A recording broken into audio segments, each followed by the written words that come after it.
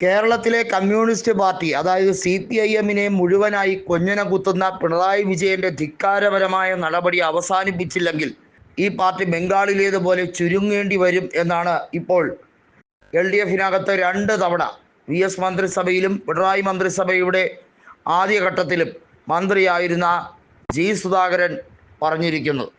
KV തോമസിനെ പോലുള്ള ഇത്തിൽ കണ്ണികളെ പിടിച്ച് CPIM വലിയ ആനുകൂല്യവും കൊടുത്തിരുത്തുന്നത് എന്തിനാണെന്ന് മനസ്സിലാക്കുന്നില്ല. സഖാക്കന്മാർ അരമുറുക്കി അവർ പട്ടിണിയിലാണ് ആ പ്രസ്ഥാനത്തെ വളർത്താൻ ശ്രമിച്ചത്.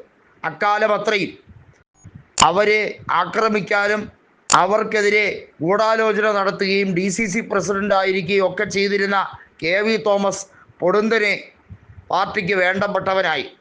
അങ്ങനെ പാർട്ടിക്ക് വേണ്ടി പോസ്റ്റർ ഒട്ടിച്ചവരെല്ലാം പടിക്ക് പുറത്തുമായി.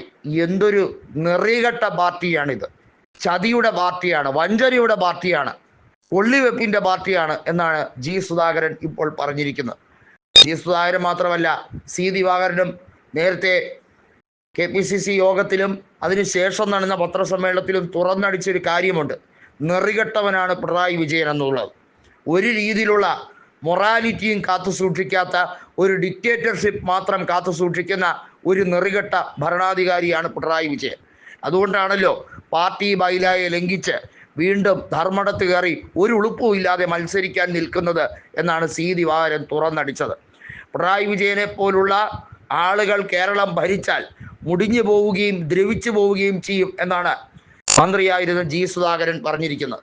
നമുക്കറിയാം, പൊതുമരാമത്ത് വകുപ്പ് സ്വന്തം മരുമോൻ കക്ഷത്തെടുത്ത് വെച്ചിരിക്കുകയാണ്.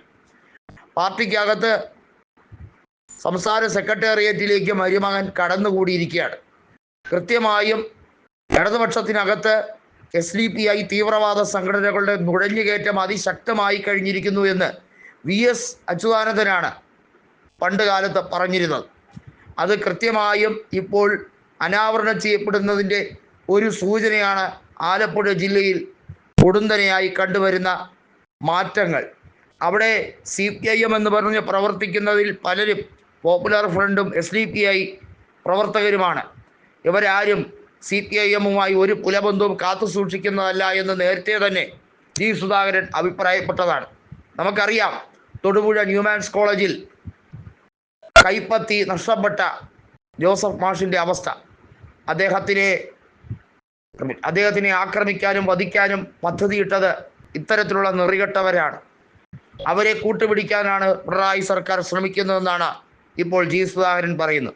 4 വോട്ടിനും സീറ്റിനും വേണ്ടി ഏത് രീതിയിൽ വെള്ളം ചേർക്കാനും മടി കൂടാത്തവനാണ് പിണറായി വിജയൻ എന്നുള്ളത് തനിക്ക് 2009 ലോക്സഭാ തെരഞ്ഞെടുപ്പിൽ സ്ഥാനാർത്ഥികളെ നിർത്തിയപ്പോഴേ മനസ്സിലായതാണ് എന്ന് G. സുധാകരനും C. ദിവാകരനും തുറന്നടിച്ചു.